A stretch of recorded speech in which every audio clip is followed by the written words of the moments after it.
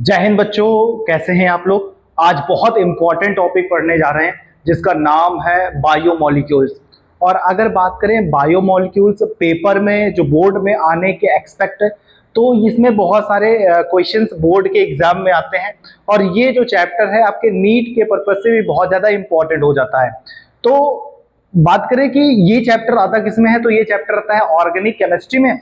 और organic chemistry बहुत important किसी भी स्टूडेंट के लिए वो सब्जेक्ट हो जाता है जो नीट और जेई की तैयारी करना चाहता है। तो आइए समझते हैं कि बायोमोलिक्यूल्स क्या होता है, इसमें क्या पढ़ना होता है। जैसे कि अगर बात करें तो इसमें आपको सबसे पहले ग्लूकोज पढ़ना, या उससे पहले हमें कार्बोहाइड्रेट पढ़ना पड़ेगा। कार्बोहाइड्रेट की बात करें तो मुझे पता है, या आपको भी पता होगा कि जो कार्बोहाइड्रेट होते हैं वो कैसे बनता है। तो कार्बोहाइड्रेट में सी यानी कार्बन होना, और हाइड्रोजन और ऑक्सीजन, इन तीनों का होना कंपलसरी होता है। और कार्बोहाइड्रेट में अगर बात करें तो इसमें क्या पाया जाता है, तो इसमें पाया जाता है ग्लूकोज। क्या पाया जाता है? ग्लूकोज पाया जाता है। और ग्लूकोज आगे जाके किसमें कन्वर्ट हो जाता है? किसमें? शुगर में। एक प्रकार का जो ग्लूकोज है वो एक शुगर है। और हम अगर बात करें कि कार्बोहाइड्रेट में जो ग्लूकोज होता है उसका केमिकल फॉर्मूला क्या होता है, तो C6H12 और ऑक्सीजन 6 ये होता है। अब अगर मैं बात करूं कि जो ग्लूकोज है इसको बनाया कैसे जाए, ठीक है, तो इसको बनाने के लिए हमें यूज करना पड़ता है सुक्रोज। यूज क्या करेंगे हम? सुक्रोज, और प्लस में हाइड्रोजन यूज करेंगे, यानी कि सॉरी हाइड्रोजन नहीं, H2O यूज करेंगे। अब जब ये दो यूज करेंगे तो हमें इनसे मिलेगा क्या? ग्लूकोज। क्या मिलेगा? ग्लूकोज मिलेगा। और एक मिलेगा हमें फ्रैक्टोज। क्या मिलेगा? ग्लूकोज और फ्रैक्टोज मिलेगा। चलिए समझते हैं इसकी जो रिएक्शंस हैं वो कैसे कर सकते हैं। अगर मैं बात करूं कि इसकी जो रिएक्शन है इसको कैसे हम बना सकते हैं, उसको समझते हैं। जैसे अगर मैं बात करूं सुक्रोज का जो फॉर्मूला होता है वो होता है C12H22 और ऑक्सीजन कितने रहते हैं? 11। अब यहां पे हम H2O की साथ रिएक्शन कराएंगे और ये बन जाएगा C6H12 oxygen 6 plus C6H12 oxygen 6। इस चीज का नाम होता है ग्लूकोज, इस चीज का नाम होता है ग्लूकोज, और इस चीज का नाम होता है फ्रैक्टोज। इस चीज का नाम है फ्रैक्टोज। ग्लूकोज एंड फ्रैक्टोज हमेशा सेम होता है, यानी कि इसे आगे हम और डिफाइंड करेंगे और इसको अच्छे से पढ़ेंगे कि ग्लूकोज एंड फ्रैक्टोज इक्वल क्यों होता है।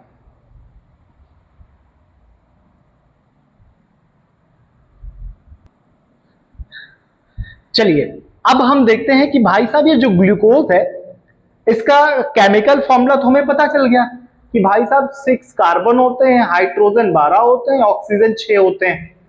इसे हम और किस नाम से, मतलब और इसे ये एक्चुअली ना ये क्या है, ये एक केमिकल फॉर्मूला है। ये क्या है? इसका केमिकल नाम है, इसका ये केमिकल फॉर्मूला है। ठीक है, ये क्या है? एक केमिकल फॉर्मूला है। और अगर मैं बात करूं इसका क्लोज स्ट्रक्चर कैसा होगा, इसका क्लोज स्ट्रक्चर कैसा होगा, तो चलिए इससे बनाने की कोशिश करते हैं। तो सबसे पहले अगर मैं बात करूं तो यहां पे CHO होगा, यहां पे CH2OH4 हो का ट्वाइस यानी कि टेट्रा होगा, यहां पे होगा CH2OH। ये पूरा बन जाता है क्लोज स्ट्रक्चर। ये क्या है? ग्लूकोज का क्लोज स्ट्रक्चर है। आइए समझते हैं कि इसमें कार्बन कितने हैं। देखिए देखते हैं कि जो हमने बनाया है एक्चुअल में उसे कार्बन, हाइड्रोजन और ऑक्सीजन सेम है कि नहीं है। देखिए कार्बन की सबसे पहले बात करें तो कार्बन एक यहां पे है, एक यहां पे है, 2 और 4 इसके अंदर है, तो 6 कार्बन कंपलसरी, यानी कि कार्बन की जो बैलेंस है वो इक्वल है। ठीक है, फिर समझते हैं कि हाइड्रोजन 12 है कि नहीं है। तो यहां पे देखेंगे कि आप 2, 3 और 3 का मल्टीप्लाई हम 4 बार कराएंगे, यानी कि एक काम करते हैं 4 यहां पे हैं, ऐसे 4 मानो, और 4 यहां पे हैं, तो कितने हो गए? 8। कितने हो गए? 8। एक 9, 10, 11 और एक 12। समझ में आ रहा है कि नहीं आ रहा है? तो हाइड्रोजन कितने हो गए? 12। ये भी करेक्ट है भाई साहब। अब ऑक्सीजन की बात कर लेते हैं, ऑक्सीजन 6 है कि नहीं है? तो 4 यहां पे ऑक्सीजन है और 2 यहां पे है, तो ऑक्सीजन भी हमारा करेक्ट है। तो भाई साहब ये जो स्ट्रक्चर आया है, ये स्ट्रक्चर आया है किसका? ग्लूकोज का, और ये स्ट्रक्चर कहलाता है क्लोज स्ट्रक्चर। अब हम समझते हैं कि भाई इसे ओपन कैसे किया जा सकता है, इसे ओपन करके हम कैसे बना सकते हैं। चलिए समझते हैं। अगर मैं इसके ओपन की बात करूं, अगर मैं इसके ओपन स्ट्रक्चर की बात करूं तो ध्यान देना, यहां पे होगा CHO, ऐसे जाएगा, और यहां पे होगा CH2OH। एक कार्बन, 2, 3, 4, 5 और एक 6। तो यहां पे क्या होगा? एक हाइड्रोजन होगा, यहां पे एक OH होगा, यहां पे H होगा और यहां पे H होगा। अब अगर इधर H है, इस साइड अगर H है, तो उधर क्या होगा? OH होगा।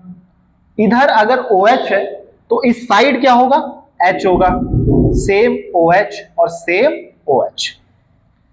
अब याद रखिए, ये तो बन गया ओपन स्ट्रक्चर, बट अभी इसमें थोड़ी सी हमें और इसे सही करना पड़ेगा और इसे करेक्शन करना पड़ेगा। वो कैसे है? ध्यान दीजिए कि जो कार्बन नंबर 5 है और जो कार्बन नंबर 1 है, ये 1 हो गया, ये 2 हो गया, ये 3, ये 4 और ये 5 और ये 6। जो कार्बन नंबर 5 है और जो कार्बन नंबर 1 है, इससे हमें एक बॉन्ड बनाना पड़ेगा जिसमें से हमें H को रिमूव करके सिंगल बॉन्ड ऑक्सीजन के साथ रिमूव करना पड़ेगा। अब ऐसा कैसे कर सकते हैं? ध्यान देना, अगर मैं यहां पे एक OH ले आता हूं ऐसे, और सिंपली यहां पे एक H ले आऊं, मैं इसको और थोड़ा सा ऐसे बनाता हूं, C यहां पे OH ले आऊं ऐसे। अब ध्यान देना, यहां पे CH2OH है, 1, 2, 3, 4 और ये 5। सिमिलरली यहां पे एक ऑक्सीजन बॉन्ड अपना बॉन्ड किससे बनाएगा? कार्बन नंबर 5 से बनाएगा। बिकॉज यहां का जो H है, यहां का जो H है वो कहां शिफ्ट हो चुका है? इस साइड शिफ्ट हो चुका है। किधर हो चुका है? इस साइड शिफ्ट हो चुका है, या मैं मान के चलूं इधर हो चुका है। देखो, अगर मैं इसको ओपनली स्ट्रक्चर बनाऊंगा, कैसे बनेगा? सिमिलरली ऐसे बनेगा कि नहीं बनेगा? ऐसे बनेगा, बनेगा ना CHO का स्ट्रक्चर ओपन, और ये नीचे से जुड़ा हुआ है ऐसे। तो मैं अगर यहां से एक बॉन्ड ब्रेक कर रहा हूं तो ये प्लस और ये माइनस चला जाएगा। तो यहां से जो हाइड्रोजन गया है वो किसके पास गया है? ऑक्सीजन के पास। भाई साहब ये मैंने ब्रेक किया और इसका हाइड्रोजन किसके पास चला गया? इसके पास। तो इसने अपना एक बॉन्ड ब्रेक करके क्या कर लिया? OH बना लिया। और यही OH कैसे हो गया? इसमें हो गया। देखो OH आया कि नहीं आया? तो यहां पे सेम वैसे रहेगा, H यहां पे है, OH यहां पे है, H यहां पे है, तो सिमिलरली OH यहां पे, H यहां पे, OH यहां पे, तो जाहिर सी बात है यहां पे H होगा। ये हो गया ओपन स्ट्रक्चर ऑफ ग्लूकोज। इसको लिख सकते हो कि ये जो स्ट्रक्चर है ये है ओपन, और ये किसका स्ट्रक्चर है? ग्लूकोज का स्ट्रक्चर है। किसका स्ट्रक्चर है? ग्लूकोज का। हम इसे एक और नाम से जानते हैं, एक नाम से इसको जानते हैं, अल्फा डी ग्लूकोज। इसे हम लिख सकते हैं अल्फा डी ग्लूकोज। समझ में आ रहा है? अल्फा डी ग्लूकोज इसे लिख सकते हैं। अब मैं अगर आपसे कहूं कि भाई इसका बीटा डी ग्लूकोज बनाओ, क्या बनाओ? इसका बीटा डी ग्लूकोज बनाओ, तो इसमें कर क्या दोगे? सिंपली क्या करोगे? ये पहला वाला जो कार्बन है, इसमें से OH को किधर ले आओगे? इधर। और H को किधर ले आओगे? इधर। बस इतना ही काम है इसमें, और कुछ काम है? चलिए इसको बनाते हैं। ध्यान देना कि यहां पे मैंने C बनाया और यहां पे मैंने CH2OH। अब ये कार्बन नंबर 1 है, OH उस तरफ लिखा हुआ है, तो इस बार इस तरफ OH लिखा होगा। बाकी किसी में चेंज नहीं होगा, बाकी सब एज इट इज रहेगा। OH इधर है, H है, OH इधर है, इधर से बॉन्ड ऐसे करके, और यहाँ पे H है, यहाँ पे OH है, यहाँ पे H है और यहाँ पे H है। इसे नाम देंगे बीटा डी ग्लूकोज, इसे नाम क्या देंगे? Beta D glucose. कोई दिक्कत है? समझ में आया? चलिए आगे देखते हैं।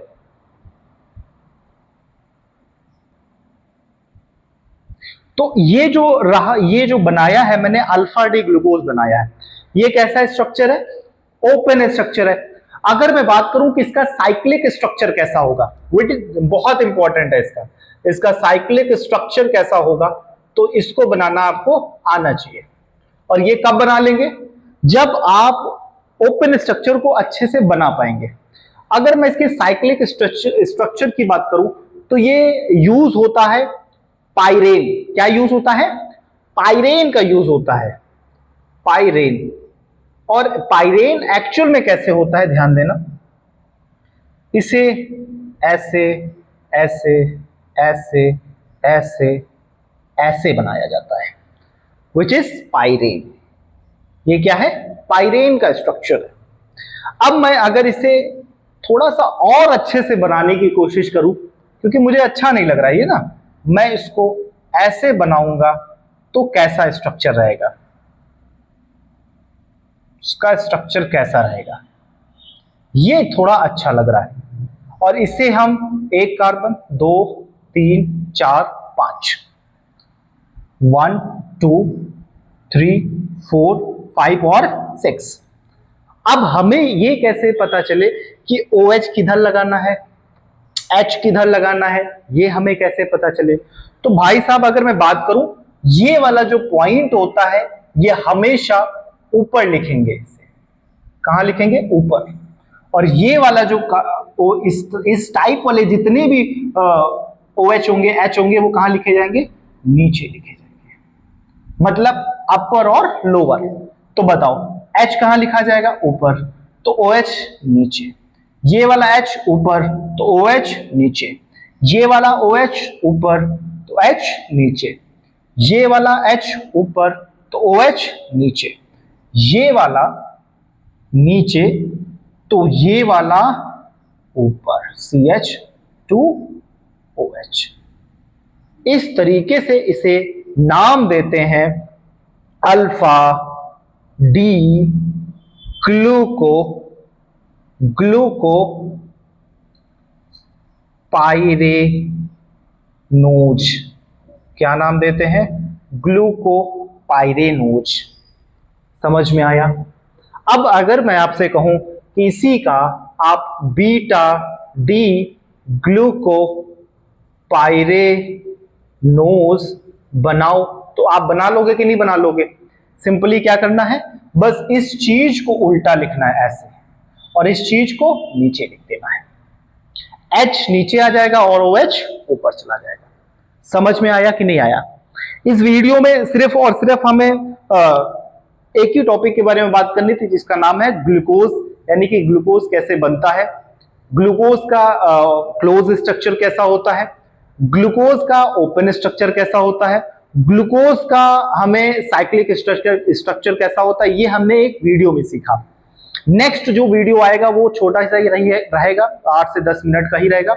उसमें हम बात करेंगे जो फ्रैक्टोज होगा, है ना, जो गैलेक्टोज होगा, जो लैक्टोज होगा, वो सब कैसे बनता है, इसके बारे में हम नेक्स्ट वीडियो में बात करेंगे। अगर वीडियो अच्छा लगा हो तो लाइक करना और शेयर कर दो ऐसे दोस्तों को जो अभी क्लास 12th में और ऑर्गेनिक से डरते हैं, क्योंकि अब इस चैप्टर में, इस चैनल से आपको कोई दिक्कत होने वाली नहीं है।